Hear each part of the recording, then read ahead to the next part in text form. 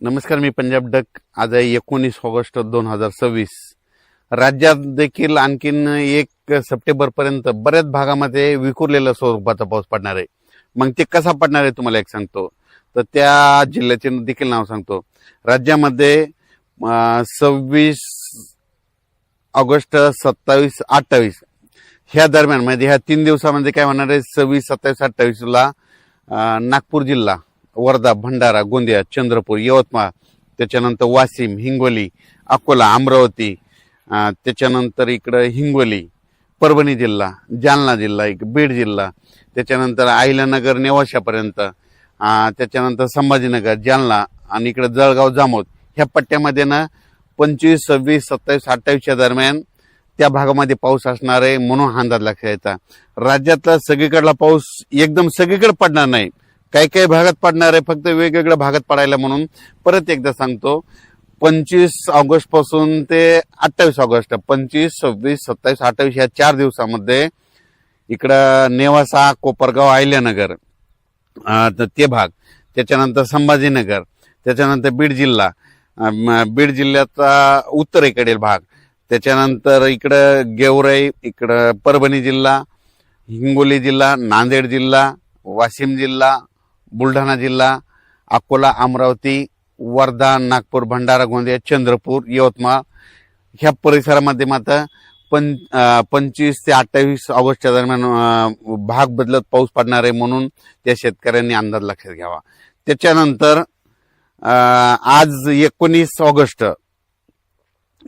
August पासून ते 23 ऑगस्टच्या दरम्यान आज देखील राज्यामध्ये ढगाळ वातावरण राहील, पण तुरळक ठिकाणी दुपारनंतर थोडं ऊन पडेल आणि ऊन पडल्याच्या नंतर मग राज्यात पाऊस सुरू होईल. मग ते पाऊस ऑगस्टच्या शेवटच्या आठवड्यात नागपूर, भंडारा, गोंदिया, वर्धा, यवतमाळ, अकोला, अमरावती ह्या पट्ट्यामध्येच काय होणार आहे, एका पट्ट्यामध्ये 2 कमी दाबाचे पट्टे असल्यामुळं त्या भागातच तिकडंच पाऊस पडणार आहे. ते पाऊस आपला इकडं महाराष्ट्राकडे येणार नाही, आपला मराठवाड्याकडे, पश्चिम महाराष्ट्राकडे येणार नाही म्हणून हा अंदाज लक्षात यायचा. ते पाऊस विदर्भालाच पडणार आहे म्हणून विदर्भातल्या शेतकऱ्यासाठी ही आनंदाची बातमी. म्हणजे जवळपास सांगायचं झालं तर ह्या शेवटच्या आठवड्यात देखील भंडारा, वर्धा, गोंदिया, चंद्रपूर, यवतमाळ, वाशिम, हिंगोली, इकडं अकोला, अमरावती, चंद्रपूर, गडचिरोली ह्या परिसरामध्ये शेवटच्या आठवड्यात पाऊस आहे म्हणून हे लक्षात यायचं. मराठवाड्याची परिस्थिती जर बघितली तर मराठवाड्यामध्ये नांदेड जिल्हा, हिंगोली, लातूर, धाराशिव, बीड, जालना, संभाजीनगर या भागामध्ये मात्र खूप काय असा मोठा पाऊस पडणार नाही. म्हणून शेतकऱ्यांनी ज्यांच्याकडे पाण्याची व्यवस्था असेल तर तुम्ही तुमचं धन सुकत असेल तर तुम्ही तुमच्या पाण्याची व्यवस्था करू शकता. कारण की खूप असा मुसळधार पाऊस नाही, स्थानिक वातावरण तयार होऊन असाच पाऊस पडत राहणार आहे. म्हणजे एवढे 10 दिवस म्हणजे 1 सप्टेंबर पर्यंत म्हणजे असाच विखुरलेल्या स्वरूपात मराठवाड्यामध्ये बीड जिल्हा झालं, लातूर जिल्हा झालं, जालना जिल्हा झालं, संभाजीनगर, नांदेड, हिंगोली, लातूर, धाराशिव ह्या जिल्ह्यामध्ये काय होणार, असाच विखुरलेल्या स्वरूपाचा तुरळक ठिकाणी पाऊस पडणार आहे, सर्वदूर काय पडणार नाही म्हणून हा अंदाज शेतकऱ्यांनी लक्षात द्यायचा. आणि त्याच्यानंतर पश्चिम महाराष्ट्राकडे सोलापूर जिल्हा, सांगली जिल्हा, अहिल्यानगर, पुणे या पट्ट्यातल्या जे शेतकरी तर त्यांना देखील सांगू इच्छितो की तुमच्याकडं सध्या तरी म्हणजे 1 सप्टेंबर पर्यंत तरी मोठा पाऊस नाही. म्हणून तुम्ही तुमच्याकडे जर पाणी असेल तर तुम्ही तुमची व्यवस्था, धन सुकत असेल तर पाणी द्यायची व्यवस्था करू शकता. त्याच्यानंतर कोकणपट्टीचा ते पाऊस सरी मात्र ते चालूच राहील. म्हणजे कोल्हापूरपासून ते पालघरपर्यंत त्या सरी सुरू राहतील. नाशिककडे देखील अशा पाळ्या येत राहतील, सरी येत राहतील. तिकडे काही खूप मोठा पाऊस नाही म्हणून हा अंदाज लक्षात यायचा.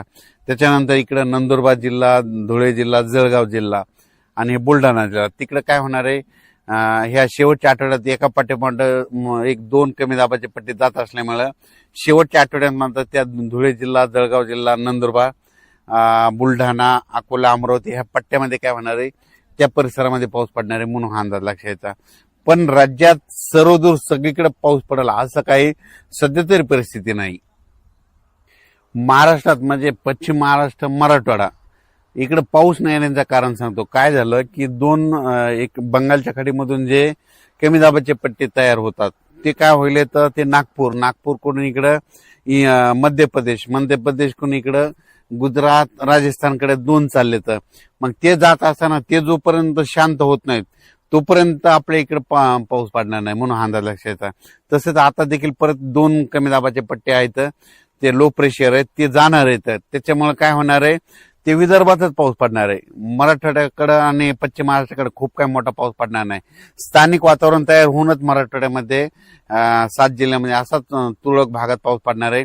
म्हणून ज्यांच्याकडे पाण्याची व्यवस्था असेल तर तुम्ही पाणी देण्याची व्यवस्था करू शकता. कारण की ना खूप काय असा मोठा ओढे नाले असा सध्या तरी राज्यात पाऊस नाही. मग राज्यात मग पाऊस कधी येणार तर राज्यात सप्टेंबरच्या पहिल्या आठवड्यात मग राज्यात पाऊस येणार आहे आणि ते मात्र जोराचा पाऊस असणार आहे.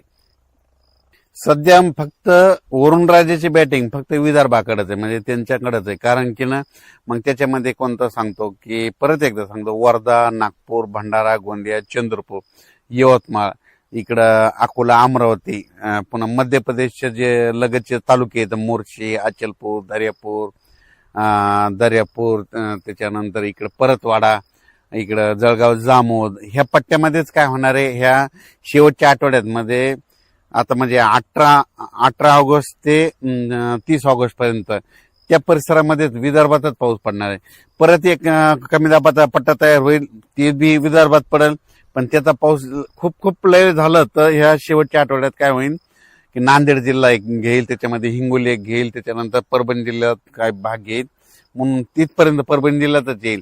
त्याच्या पुढे काही ते पाऊस सरकणार नाही कारण की ते पाऊस तिथंच स्थिर होऊन जाईल. राज्यात सध्या तरी खूप काही असा मोठा पाऊस नाही कारण की ज्यांच्याकडे पाण्याची व्यवस्था असेल तर तुम्ही तुमचं पाण्याची व्यवस्था करू शकता. कारण की खूप असा पाऊस मुसळधार पाऊस पडणं ओढे नाले वाहतील तसा काही राज्यात सध्या पाऊस नाही म्हणून अंदाज लक्षात येतो. तसा पाऊस येईल महाराष्ट्रात ते येईल फक्त पुढच्या सप्टेंबर ऑक्टोबरमध्ये. तोपर्यंत शेतकऱ्यांना आपण आपल्या पिकाची काळजी घ्यायची. फक्त सध्या पाऊस राहील फक्त विदर्भातच पडणार आहे म्हणून हा अंदाज त्या विदर्भातल्या शेतकऱ्यांना लक्षात येतं आणि विदर्भवासियासाठी आनंदाची बातमी कारण की तिकडं वरुणराजाची बॅटिंग आता सध्या विदर्भाकडे.